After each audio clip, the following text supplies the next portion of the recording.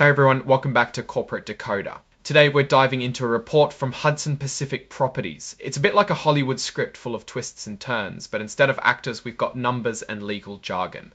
Let's see if we can decode what's really going on behind the scenes. Old Hudson Pacific Properties had their annual meeting and they're talking about changes to their employees' stock plan, and also shareholders are not thrilled with how executives are getting paid. If you appreciate getting straight insights from corporate documents, make sure you're subscribed. We also have a Discord community linked in the description below. This is a Form 8K, which is basically a quick update a company has to file with the Securities and Exchange Commission, or SEC, when something important happens. Think of it as a corporate breaking news report. This one is dated May 14, 2025. The big news here is about their amended and restated 2010 Incentive Award Plan. That's a fancy name for a plan that gives employees stock and other rewards to motivate them.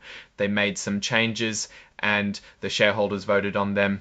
What changed exactly? Well, they're increasing the number of shares available under the plan by 7259,0459, Alvinor 459.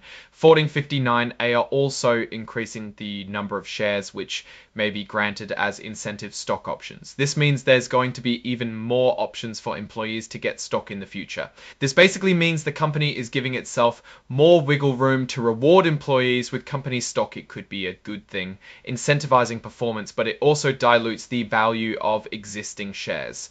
They're also extending the plan through April 22, 2035. So this isn't just a one-time thing. They are going to be giving out stock options for the next 10 years.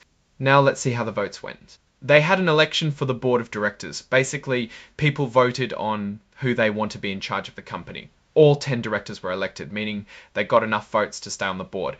Todd J. Coleman, for example, got over 91 million votes for him. That means a lot of people want him to stay on the board.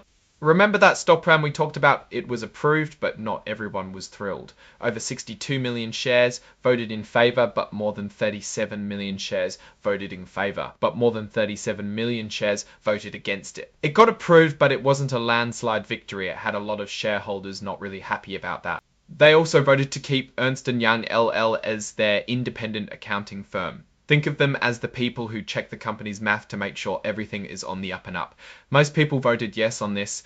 Here's where things get interesting. They had a vote on executive compensation, basically whether the big bosses are getting paid too much. This vote is non-binding, meaning the company doesn't have to listen to it, but it sends a message. And the message was pretty clear. 64,430,020 shares voted against the executive compensation. That's a lot of unhappy shareholders. Only 35,060,037 voted in favor. Shareholders are not happy with the way the company is paying its top executives. This could signal some deeper issues with how the company is being run.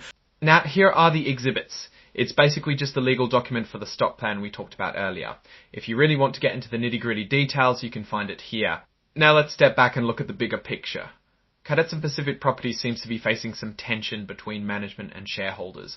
The vote against executive compensation is a clear warning sign. The stock plan changes, while approved, also spark some opposition.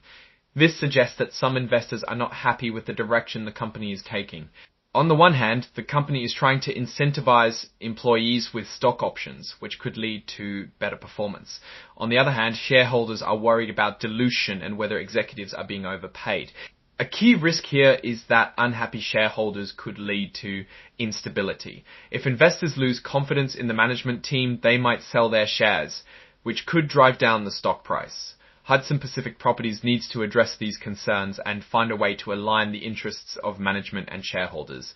Alright, that's our breakdown of Hudson Pacific Properties' latest filing. What's your take on these numbers and what they signal for the company's future? Drop your thoughts in the comments. If this analysis was valuable, hitting that like button really helps, and subscribe for more deep dives. Don't forget to check out the Discord in the description. Thanks for watching, see you next time.